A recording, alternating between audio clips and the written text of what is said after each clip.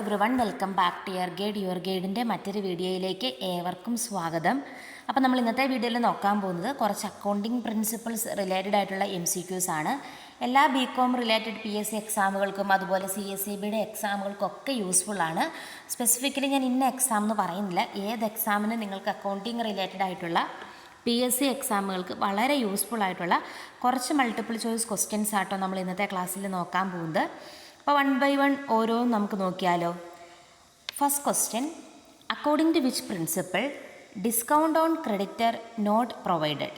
ഏത് പ്രിൻസിപ്പിൾ പ്രകാരമാണ് discount on creditors നമ്മൾ പ്രൊവൈഡ് ചെയ്യാത്തത്? ഇത് പറയുമ്പോൾ ഒരു കാര്യം കൂടി, നമ്മുടെ അക്കൗണ്ടിങ് റിലേറ്റഡ് ആയിട്ടുള്ള ക്ലാസ്സുകൾക്ക് വേണ്ടി ഡിസ്ക്രിപ്ഷൻ ബോക്സിലും ഫസ്റ്റ് കമൻ്റായിട്ടും പിൻ ചെയ്തിരിക്കുന്ന വാട്സപ്പ് നമ്പറിൽ കോൺടാക്ട് ചെയ്താൽ മതി കേട്ടോ.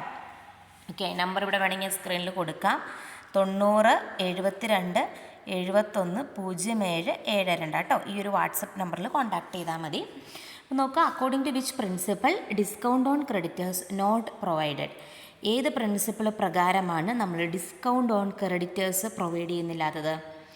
Provision for doubtful ഡെപ്റ്റ്, discount on doubtful ഡെപ്റ്റ് ഒക്കെ നമ്മൾ പ്രൊവൈഡ് ചെയ്യാറുണ്ട്.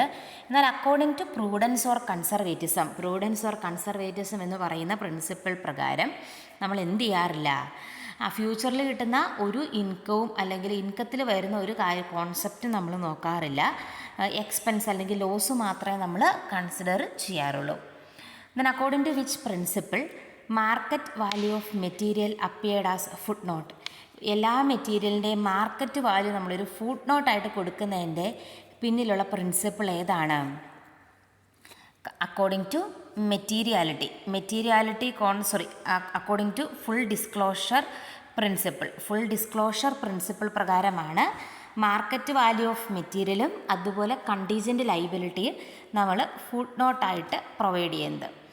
എല്ലാ സിഗ്നിഫിക്കൻ്റ് ആയിട്ടുള്ള ഇൻഫർമേഷൻസും നമ്മൾ എന്ത് ചെയ്യണം? ബുക്സ് ഓഫ് അക്കൗണ്ട്സിൽ റെക്കോർഡ് ചെയ്യണമെന്നുള്ളതാണ് ഈ ഒരു പ്രിൻസിപ്പിൾ പ്രകാരം പറയുന്നത്.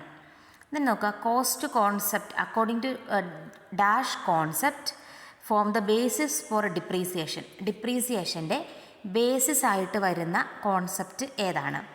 മണി measurement, realisation, accrual, going concern concept. Correct answer going concern concept ആണ്.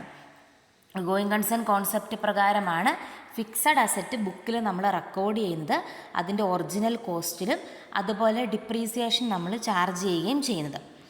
Then asset is recorded price paid to accurate. ഇത് നിങ്ങൾക്ക് അറിയാവുന്നതാണ്. എല്ലാ അസറ്റും എമൗണ്ട് പെയ്ഡ് ടു അക്യൂറേറ്റ് ആ ഒരു ബേസിസ് നമ്മൾ റെക്കോർഡ് ചെയ്യുന്നത് കോസ്റ്റ് കോൺസെപ്റ്റ് പ്രകാരമാണ്.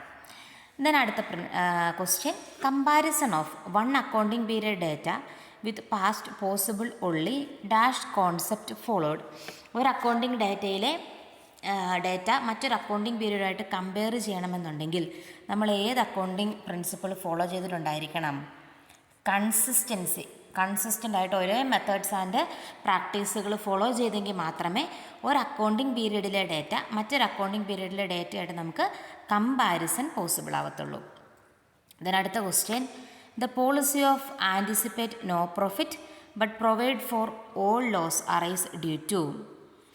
ഏതാണ്? പ്രൂഡൻസ് ഓർ കൺസർവേറ്റിസം പ്രിൻസിപ്പിൾ പ്രകാരമാണ് anticipate no profit but provide for all possible loss എന്ന് നമ്മൾ പറയുക.